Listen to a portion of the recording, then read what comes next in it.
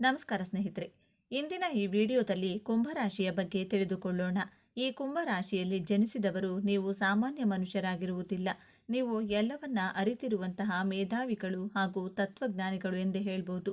ಏಕೆಂದರೆ ಶನಿ ಮಹಾತ್ಮನು ಕುಂಭರಾಶಿಯ ಅಧಿಪತಿಯಾಗಿರುವುದರಿಂದ ನಿಮ್ಮಲ್ಲಿ ನ್ಯಾಯ, ನೀತಿ ಮತ್ತು ಧರ್ಮ ಎನ್ನುವುದು ನಿಮಗೆ ರಕ್ತಗತವಾಗಿ ಹುಟ್ಟಿನಿಂದಲೇ ಬಂದಿರುತ್ತದೆ. ಇಡೀ ಜಗತ್ತೇ ಒಂದು ದಾರಿಯಾದರೆ ನಿಮ್ಮ ದಾರಿಯೇ ಬೇರೆ. ನಿಮಗೆ ಹೊಸ ದಾರಿಯನ್ನ ಸೃಷ್ಟಿಸುವ ತಾಕತ್ತು ಮತ್ತು ಧೈರ್ಯ ಇರುವವರು. ನಿಮ್ಮ ಬುದ್ಧಿವಂತಿಕೆಗೆ ಬೇರೆ ಯಾರೂ ಸಹ ಸರಿಸಾಟಿಯೇ ಇಲ್ಲ. ನಿಮ್ಮಲ್ಲಿರುವಂತಹ ದೂರದೃಷ್ಟಿಯನ್ನ ಯಾರಿಂದಲೂ ಸಹ ಊಹಿಸಲು ಸಾಧ್ಯವೇ ಇಲ್ಲ. ಕುಂಭರಾಶಿಯವರು, ನೀವು ನಿಮ್ಮ ಮನಸ್ಸಿನಲ್ಲಿ ಒಂದಲ್ಲ ಒಂದು ಕೊರಗು ಇದ್ದೇ ಇರುತ್ತದೆ. ಜಗತ್ತಿನಲ್ಲಿರುವ ಎಲ್ಲ ಸಮಸ್ಯೆಗಳಿಗೆ ಪರಿಹಾರ ಹೇಳುವ ನೀವು ಸ್ವತಃ ನಿಮ್ಮ ಸ್ವಂತ ಜೀವನದ ಸಮಸ್ಯೆಗೆ ಪರಿಹಾರ ಕಂಡುಕೊಳ್ಳುವಲ್ಲಿ ವಿಫಲವಾದಂತೆ ಕೊರಗುವಿರಿ. ಇಡೀ ಊರಿಗೆ ನ್ಯಾಯ ನೀತಿ ಹೇಳುವ ನೀವು ನಿಮ್ಮ ಮನೆಯಲ್ಲಿರುವ ಸಮಸ್ಯೆಯನ್ನ ನಿಮ್ಮ ಮನಸ್ಸಿನಲ್ಲಿಟ್ಟುಕೊಂಡು ಸದಾ ಒಬ್ಬಂಟಿಯಾಗಿ ಯೋಚಿಸುವಿರಿ. ಇಡೀ ಜಗತ್ತಿಗೆ ಜ್ಞಾನದ ಭಂಡಾರವನ್ನ ಹಂಚುವ ನೀವು ನಿಮ್ಮ ಅಮೂಲ್ಯವಾದ ಸಮಯವನ್ನ ಚಿಂತೆಯಲ್ಲಿ ಕಳೆಯುತ್ತೀರಿ. ಹಾಗಾದ್ರೆ ಕುಂಭ ಎಂದರೇನು ಎಂದು ನೋಡೋದಾದ್ರೆ, ಕುಂಭ ಎಂದರೆ ಮಡಿಕೆ ಎನ್ನುವ ಅರ್ಥವನ್ನ ನೀಡುತ್ತದೆ. ಮಡಿಕೆಯಲ್ಲಿ ಇರುವ ನೀರಿನ ಹಾಗೆ ಎಲ್ಲರಿಗೂ ದಾಹ ತಣಿಸುವ ಶಕ್ತಿ ನಿಮ್ಮಲ್ಲಿ ಸಾಕಷ್ಟು ಪ್ರಮಾಣದಲ್ಲಿರುತ್ತದೆ. ಅಂದರೆ ದಯೆ, ಕರುಣೆ, ಅನುಕಂಪ, ಪ್ರೀತಿ, ಪ್ರೇಮ, ವಿಶ್ವಾಸ ಈ ಎಲ್ಲವನ್ನ ನಿಮ್ಮಲ್ಲಿ ಕಾಣಬಹುದು. ಆದರೆ ನೀವು ಕೆಲವೊಂದು ಸಮಯದಲ್ಲಿ ಆ ಕುಂಭ ಅಂದರೆ ಮಡಕೆ ಎಂದು ಖಾಲಿಯಾಗಿದೆ ಏನೋ ಎನ್ನುವ ಹಾಗೆ ಕೆಲವೊಮ್ಮೆ ತುಂಬ ಬೇಸರದಿಂದ ಇರುವಿರಿ.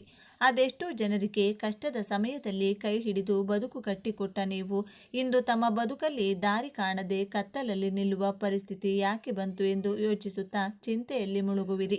ಹೌದು, ಆತ್ಮೀಯ ಕುಂಭ ರಾಶಿಯವರೇ, ನೀವು ಒಂದು ಕಟು ಸತ್ಯವನ್ನ ಒಪ್ಪಿಕೊಳ್ಳಲೇಬೇಕು.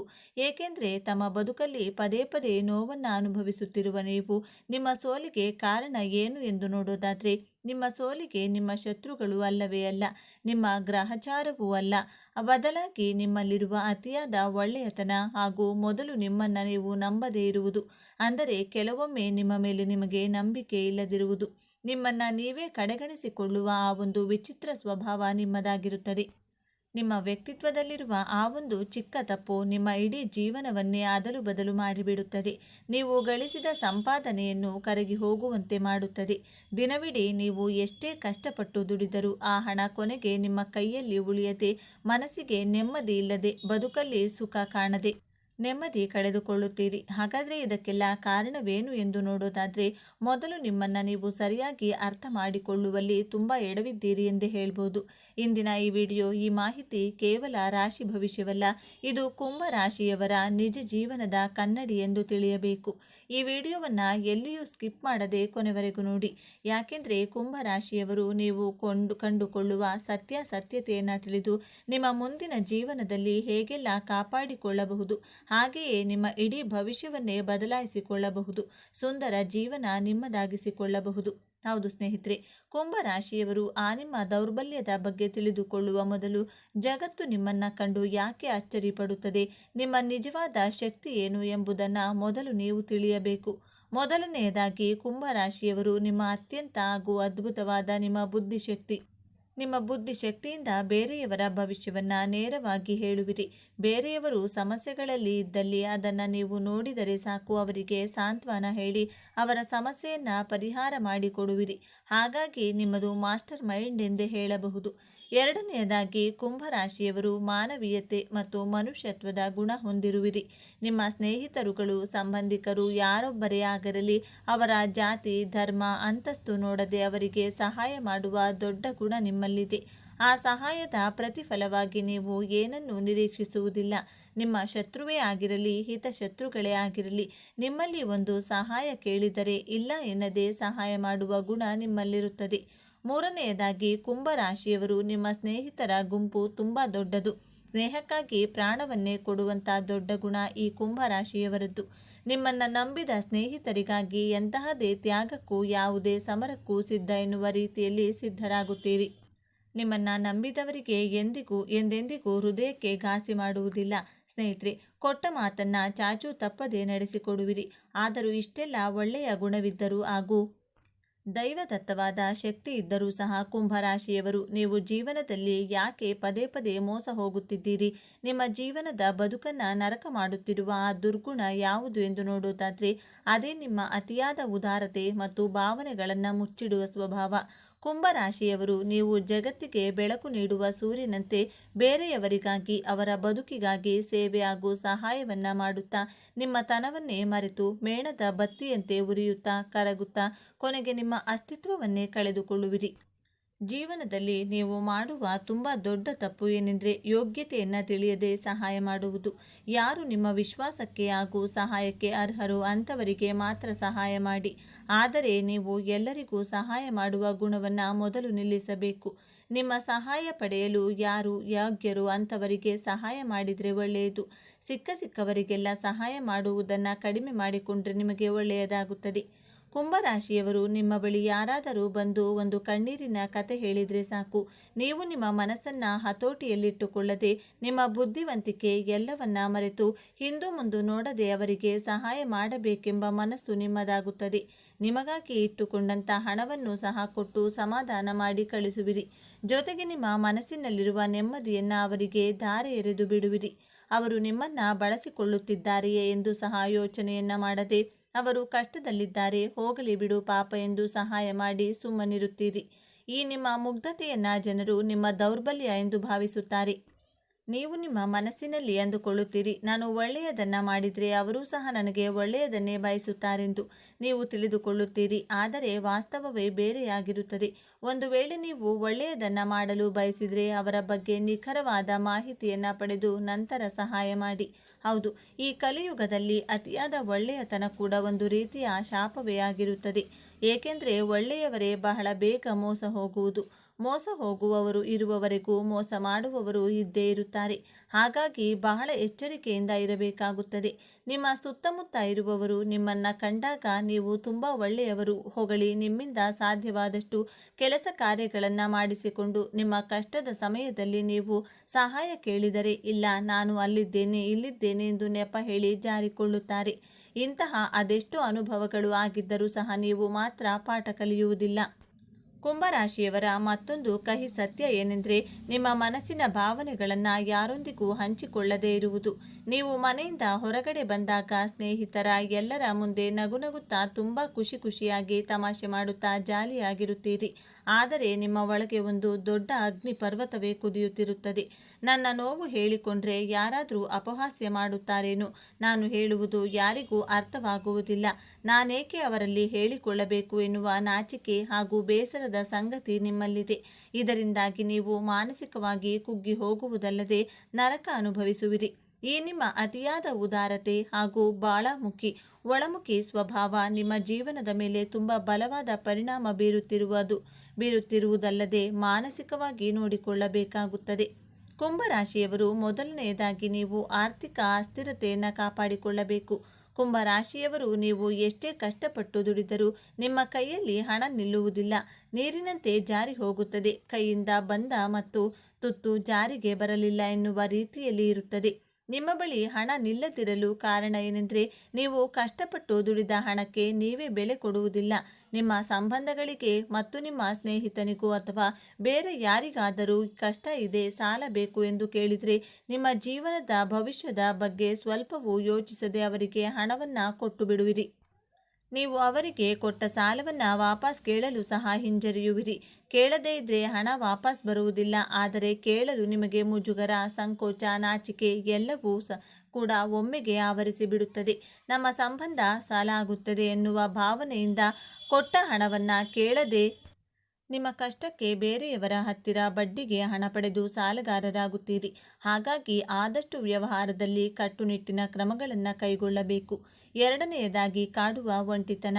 ಕುಂಭರಾಶಿಯವರು ನೀವು ಎಲ್ಲರಿಗೂ ಎಲ್ಲ ಸಮಯದಲ್ಲೂ ಸಹಾಯ ಮಾಡುವ ಗುಣವನ್ನು ಹೊಂದಿರುವಿರಿ. ಆದರೆ ನಿಮಗೆ ಕಷ್ಟ ಬಂದರೆ ಯಾರೂ ಬರುವುದಿಲ್ಲ ನಿಮ್ಮ ಕಷ್ಟದ ಸಮಯದ. ಎರಡನೆಯದಾಗಿ ಕಾಡುವ ಒಂಟಿತನ. ಕುಂಭರಾಶಿಯವರು ನೀವು ಎಲ್ಲರಿಗೂ ಎಲ್ಲ ಸಮಯದಲ್ಲೂ ಸಹಾಯ ಮಾಡುವ ಗುಣವನ್ನು ಹೊಂದಿರುವಿರಿ. ಆದರೆ ನಿಮಗೆ ಕಷ್ಟ ಬಂದರೆ ಯಾರೂ ಬರುವುದಿಲ್ಲ. ನಿಮ್ಮ ಕಷ್ಟದ ಸಮಯದಲ್ಲಿ ಸಹಾಯ ಮಾಡದೇ ಇದ್ದರೂ ಪರವಾಗಿಲ್ಲ, ಆದರೆ ಮನುಷ್ಯತ್ವ ಇಟ್ಟುಕೊಂಡು ನಿಮ್ಮ ಕಣ್ಣೀರು ಒರೆಸುವ ಒಬ್ಬ ವ್ಯಕ್ತಿಯು ನಿಮ್ಮ ಜೊತೆ ಇರುವುದಿಲ್ಲ. ಆ ಸಮಯದಲ್ಲಿ ನೀವು ಒಬ್ಬರೇ ಯೋಚನೆ ಮಾಡುತ್ತಾ, ನಾನು ಅವರಿವರ ಕಷ್ಟಕ್ಕೆ ಏನೆಲ್ಲ ಮಾಡಿದೆ, ಎಷ್ಟೆಲ್ಲ ಸಹಾಯ ಮಾಡಿದೆ, ಆದರೆ ಇಂದು ನನ್ನ ಕಷ್ಟಕ್ಕೆ ಯಾರೂ ಸಹ ಸ್ಪಂದಿಸಲಿಲ್ಲ ಎಂಬ ಕೊರಗು, ಪಶ್ಚಾತ್ತಾಪ ನಿಮ್ಮನ್ನು ಸದಾ ಕಾಡುತ್ತದೆ, ನಿಮ್ಮ ನಂಬಿಕೆಯನ್ನು ಕೊಲ್ಲುತ್ತದೆ. ಹಾಗಾಗಿ ಸಹಾಯವನ್ನು ಯೋಗ್ಯರಿಗಷ್ಟೇ ಮಾಡಿ. ಮೂರನೆಯದಾಗಿ, ಕುಂಭರಾಶಿಯವರು ಸರಿಯಾದ ನಿರ್ಧಾರ ತೆಗೆದುಕೊಳ್ಳದೆ ಒದ್ದಾಡುವುದು. ಒಂದು ಒಳ್ಳೆಯ ನಿರ್ಧಾರವನ್ನು ತೆಗೆದುಕೊಳ್ಳುವಲ್ಲಿ ಅತಿಯಾದ ಗೊಂದಲ, ಅತಿಯಾಗಿ ಯೋಚಿಸುವುದು ನಿಮ್ಮ ನಿರ್ಧಾರ ಹೇಗಿರುತ್ತದೆ ಅಂದರೆ ಅಡ್ಡಗೋಡೆಯ ಮೇಲೆ ದೀಪ ಇಟ್ಟಂತೆ ಇರುತ್ತದೆ. ಈ ಒಂದು ಚಿಕ್ಕ ತಪ್ಪು ಕೈಗೆ ಬಂದ ತುತ್ತನ್ನು ಬಾಯಿಗೆ ಬರದಂತೆ ತಡೆಯುತ್ತದೆ. ಚಿಕ್ಕ ಚಿಕ್ಕ ವಿಷಯಕ್ಕೂ ಅತಿಯಾಗಿ ತಲೆಕೆಡಿಸಿಕೊಂಡು ನನ್ನಿಂದ ಆಗುತ್ತೋ ಇಲ್ಲವೋ, ಇದನ್ನು ಮಾಡೋದೇ ಬೇಡವೋ ಎನ್ನುವ ಆತಂಕ ಪಟ್ಟುಕೊಂಡು ಬಂದಂಥ ಅದ್ಭುತ ಅವಕಾಶವನ್ನು ಕೈಚೆಲ್ಲಿ ಕಳೆದುಕೊಳ್ಳುತ್ತೀರಿ. ಹಾಗಾಗಿ ಮೊದಲು ನಿಮ್ಮನ್ನು ನೀವು ಅರ್ಥ ಮಾಡಿಕೊಳ್ಳಿ. ನಿಮ್ಮಲ್ಲಿ ನಂಬಿಕೆ ಇಡಿ, ಧೈರ್ಯವನ್ನು ಕಳೆದುಕೊಳ್ಳಬೇಡಿ. ಕುಂಭರಾಶಿಯವರೇ, ನಾವು ಬದುಕುತ್ತಿರುವುದು ವಾಸ್ತವ ಪ್ರಪಂಚದಲ್ಲಿ, ಆದರ್ಶ ಪ್ರಪಂಚದಲ್ಲಿ ಅಲ್ಲ. ಇಲ್ಲಿ ಎಲ್ಲರೂ ನಮ್ಮವರಂತೆ ಕಂಡರೂ ಯಾರೂ ನಮ್ಮವರಲ್ಲ. ಇಲ್ಲಿ ಎಲ್ಲರೂ ನಿಮ್ಮಂತೆ ಶುದ್ಧ ಮನಸ್ಸಿನವರು ಸಿಗುವುದು ಬಹಳ ವಿರಳ. ಇಷ್ಟು ದಿನ ಜೀವನದಲ್ಲಿ ನಡೆದದ್ದು ಒಂದು ಕನಸೆಂದು ಭಾವಿಸಿ ಮುಂದಿನ ನಿಮ್ಮ ತ್ಯಾಗದ ಬದುಕನ್ನು ಸ್ವಲ್ಪ ಕಡಿಮೆ ಮಾಡಿಕೊಂಡು ಯೋಗ್ಯತೆ ಇರುವವರಿಗಷ್ಟೇ ಸಹಾಯ ಮಾಡುತ್ತಾ, ಹಣಕ್ಕಾಗಿ ನಿಮ್ಮ ಸ್ನೇಹವನ್ನು ಬಯಸುವವರಿಂದ ಆದಷ್ಟು ಅಂತಹ ವ್ಯಕ್ತಿಗಳಿಂದ ದೂರ ಉಳಿಯುತ್ತಾ, ನಿಮ್ಮ ಅಮೂಲ್ಯವಾದ ಸಮಯವನ್ನು ನಿಮ್ಮ ಮನೆಯವರಿಗಾಗಿ ಮೀಸಲಿಡಿ. ಕುಂಭರಾಶಿಯವರು, ನೀವು ಜೀವನದಲ್ಲಿ ಗೆಲ್ಲಬೇಕು, ಗೆದ್ದು ತೋರಿಸಬೇಕು, ನೆಮ್ಮದಿಯ ಜೀವನ ನಿಮ್ಮದಾಗಬೇಕು ಹಾಗೂ ಶನಿಯ ಕೃಪೆ ನಿಮಗೆ ಲಭಿಸಬೇಕು. ಹಾಗಾದರೆ ಇಂದಿನಿಂದಲೇ ನಿಮ್ಮ ಜೀವನದ ಈ 3 ಬದಲಾವಣೆಗಳನ್ನು ಮಾಡಿಕೊಳ್ಳಿ. ಕುಂಭರಾಶಿಯವರು, ಮೊದಲನೆಯದಾಗಿ ಇಲ್ಲ ಎಂದು ಹೇಳುವುದನ್ನು ಕಲಿಯಿರಿ. ಯಾರೇ ಆಗಲಿ ನಿಮ್ಮ ಬಳಿ ಬಂದು ಸಹಾಯ ಕೇಳಿದರೆ, ಈಗ ನನ್ನ ಬಳಿ ಇಲ್ಲ, ಸ್ವಲ್ಪ ಸಮಯ ಕೊಡಿ ಎಂದು ಹೇಳಿ ಕಳುಹಿಸಿ. ಅವರು ಪದೇ ಪದೇ ಬಂದರೂ ಇದೇ ಮಾತನ್ನು ಹೇಳಿ, ಆಗ ಅವರು ಸುಮ್ಮನಾಗಿ ಬೇರೆ ಕಡೆ ಹೋಗುತ್ತಾರೆ. ಏಕೆಂದರೆ ನಿಮ್ಮ ದುಡ್ಡನ್ನು ಕೊಟ್ಟು ಅವರು ವಾಪಸ್ ಕೊಡುವವರೆಗೂ ಅವರಿಂದ ಅಲೆಯೋ ಪರಿಸ್ಥಿತಿ ತಪ್ಪುತ್ತದೆ, ಜೊತೆಗೆ ನೆಮ್ಮದಿ ಸಿಗುತ್ತದೆ. ಬೀಸು ದೊಣ್ಣೆಯಿಂದ ತಪ್ಪಿಸಿಕೊಂಡ್ರೆ 100 ವರ್ಷ ಆಯಸ್ಸು. ಈ ಒಂದು ಗಾದೆಯ ಮಾತನ್ನು ಅನುಸರಿಸಬೇಕು. ಒಬ್ಬರಿಗೊಬ್ಬರು ಸಹಾಯ ಮಾಡಿದರೆ ನಮಗೆ ಹೊರೆಯಾಗಬಾರದು. ಹಾಗಾಗಿ ಮೊದಲು ನೀವು ನಿಮ್ಮ ಸಮಯ ಮತ್ತು ನೀವು ಕಷ್ಟಪಟ್ಟು ದುಡಿದ ಹಣಕ್ಕೆ ಬೆಲೆಯನ್ನು ಕೊಡಿ. ಯಾಕೆಂದರೆ ನೀವು ಸಹಾಯ ಮಾಡಿದ್ದನ್ನು ಯಾರೂ ನೆನಪಿಸಿಕೊಳ್ಳುವುದಿಲ್ಲ. ಸುಲಭವಾಗಿ ಸಿಗುವ ವಸ್ತುವಿಗೆ ಪ್ರಪಂಚದಲ್ಲಿ ಯಾವತ್ತೂ ಬೆಲೆ ಇರುವುದಿಲ್ಲ. ಹಾಗೆಯೇ ಸುಲಭವಾಗಿ ಸಿಗುವ ಮನುಷ್ಯನಿಗೂ ಬೆಲೆ ಇರುವುದಿಲ್ಲ.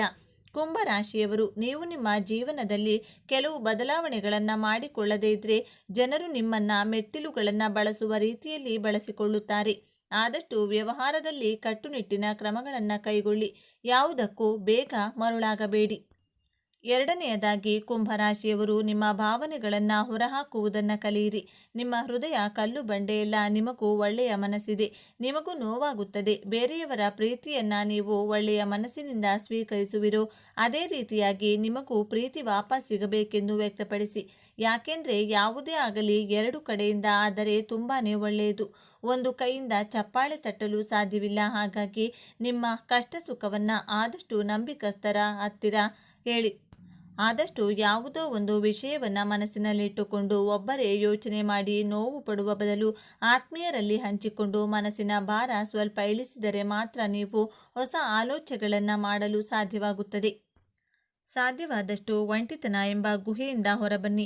4 ಗೋಡೆಗಳ ಮಧ್ಯೆ ಇರುವಾಗಲೇ ಪದೇ ಪದೇ ತಲೆಯಲ್ಲಿರುವ ವಿಷಯ ಕಾಡುತ್ತದೆ, ನೆಮ್ಮದಿಯನ್ನು ಕೆಡಿಸುತ್ತದೆ. ಹೊರಗಡೆ ಬಂದು ನಿಮಗೆ ನಂಬಿಕೆ ಇರುವವರಲ್ಲಿ ಹಂಚಿಕೊಳ್ಳಿ. ಮೂರನೆಯದಾಗಿ, ಕುಂಭರಾಶಿಯವರು ಸಲಹೆ ಮತ್ತು ಸಹಾಯವನ್ನು ಆದಷ್ಟು ಕಡಿಮೆ ಮಾಡಿ. ಹೌದು, ಯಾರಾದರೂ ಸಹಾಯ ಕೇಳಿಕೊಂಡು ಬಂದಾಗ ಮೊದಲು ವಾಸ್ತವವನ್ನು ತಿಳಿದುಕೊಳ್ಳಿ, ಆನಂತರ ಸ್ವಲ್ಪ ಉತ್ತರಿಸಿ. ಆತುರವನ್ನು ಪಡಬೇಡಿ, ಯೋಚನೆ ಮಾಡಿ ನೀವು ಸಹಾಯ ಮಾಡಿ. ಕೊನೆಗೆ ನಿಮ್ಮ ಕೈ ನೀವೇ ಸುಟ್ಟುಕೊಳ್ಳಬೇಡಿ. ಅವಸರವೇ ಅಪಘಾತಕ್ಕೆ ಕಾರಣ ಎನ್ನುವ ವಾಕ್ಯವನ್ನು ನೆನಪಿಟ್ಟುಕೊಳ್ಳಿ.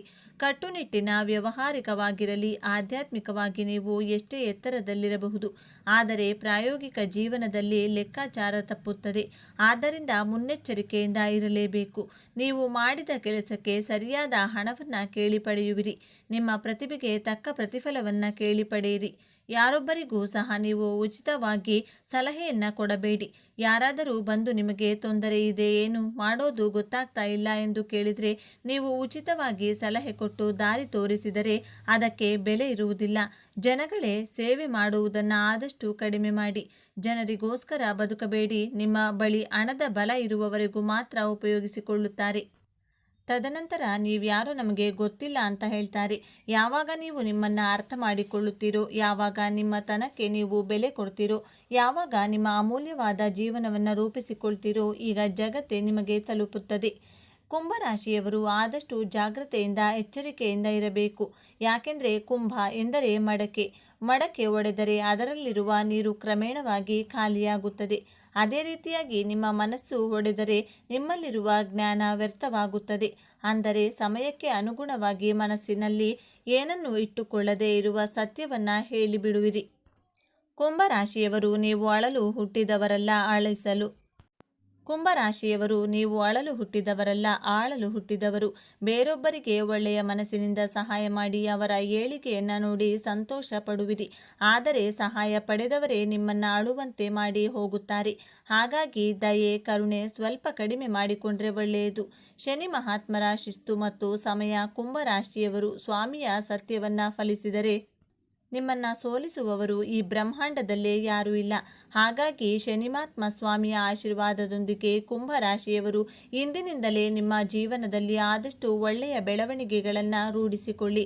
ದಾನ, ಧರ್ಮ, ದಯೆ, ಕರುಣೆ, ಪ್ರೀತಿ, ವಿಶ್ವಾಸವನ್ನು ದೌರ್ಬಲ್ಯವನ್ನಾಗಿ ಮಾಡಿಕೊಳ್ಳಬೇಡಿ.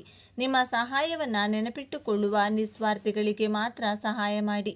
ಸ್ವಾರ್ಥಿಗಳನ್ನು ನಿಮ್ಮ ಜೀವನದಲ್ಲಿ ಹತ್ತಿರಕ್ಕೂ ಸಹ ಇಟ್ಟುಕೊಳ್ಳಬೇಡಿ. ನಿಮ್ಮ ಸಂಸಾರದ ಬಗ್ಗೆ ಗಮನ ಹರಿಸಿ. ನಿಮ್ಮ ಅಮೂಲ್ಯವಾದ ಕನಸುಗಳ ಕಡೆಗೆ ಹೆಚ್ಚು ಗಮನ ಕೊಡಿ. ನಿಮ್ಮ ಹೃದಯಕ್ಕೆ ಹತ್ತಿರ ಇರುವವರ ಬಗ್ಗೆ ಪ್ರೀತಿಯಿಂದ ಮಾತನಾಡಿ. ನಿಮ್ಮಲ್ಲಿರುವ ಜ್ಞಾನ ಹೊಸ ಹೊಸ ಆಲೋಚನೆಗಳಿಂದ ಹೊಸ ಅಧ್ಯಾಯವನ್ನೇ ಬರೆಯಬಹುದು. ಒಳ್ಳೆಯ ಆಲೋಚನೆ ಮತ್ತು ಆಸಕ್ತಿ ಜಗತ್ತನ್ನೇ ಬದಲಾಯಿಸುವ ಶಕ್ತಿಯನ್ನು ಹೊಂದಿದೆ. ಕುಂಭರಾಶಿಯವರು ನಿಮ್ಮ ಹಳೆಯ ಎಲ್ಲ ನೋವುಗಳನ್ನು ಮರೆತು ಹೊಸ ಆಲೋಚನೆಯೊಂದಿಗೆ ಧೈರ್ಯದಿಂದ ಮುನ್ನುಗ್ಗಿ. ಪ್ರತಿಯೊಂದರಲ್ಲೂ ಗೆಲುವು ನಿಮ್ಮದಾಗಲಿದೆ ಎಂದು ಹಾರೈಸುತ್ತೇನೆ. ನಿಮ್ಮ ಯಶಸ್ಸು ಹೇಗಿರಬೇಕು ಅಂದರೆ, ನಿಮ್ಮನ್ನು ಕಡೆಗಣಿಸಿದವರೇ ನೀವೇ ಬೇಕು ಎಂದು ಹಂಬಲಿಸಬೇಕು. ನಿಮ್ಮ ಬರುವಿಕೆಗಾಗಿ ಕಾಯುತ್ತಾ ನಿಂತಿರಬೇಕು. ನೀವೇ ಅವರಿಗೆ ಸ್ಫೂರ್ತಿಯಾಗಿರಬೇಕು. ಸರಿ ಸ್ನೇಹಿತರೆ, ಈ ಮಾಹಿತಿಯು ನಿಮಗೆ ಇಷ್ಟವಾಗಿದೆ ಎಂದು ನಾನು ಭಾವಿಸ್ತೇನೆ. ಕುಂಭರಾಶಿಯವರು ನಿಮ್ಮ ಅನಿಸಿಕೆ, ಅಭಿಪ್ರಾಯಗಳನ್ನು ತಪ್ಪದೇ ಕಮೆಂಟ್ ಮಾಡಿ ತಿಳಿಸಿ. ಎಲ್ಲರೂ ಓಂ ಶ್ರೀ ಶನೇಶ್ವರ ಸ್ವಾಮಿಯೇ ನಮಃ ಎಂದು ಕಮೆಂಟ್ ಮಾಡಿ. ಈ ಮಾಹಿತಿಯನ್ನು ಲೈಕ್ ಮಾಡಿ, ಶೇರ್ ಮಾಡಿ. ನಮ್ಮ ಚಾನಲ್ಗೆ ಈಗಲೇ ಸಬ್ಸ್ಕ್ರೈಬ್ ಮಾಡಿಕೊಳ್ಳಿ. ಎಲ್ಲರಿಗೂ ಒಳ್ಳೆಯದಾಗಲಿ. ಸರ್ವೇ ಜನ ಸುಖಿನೋ ಭವಂತು. ಧನ್ಯವಾದಗಳು.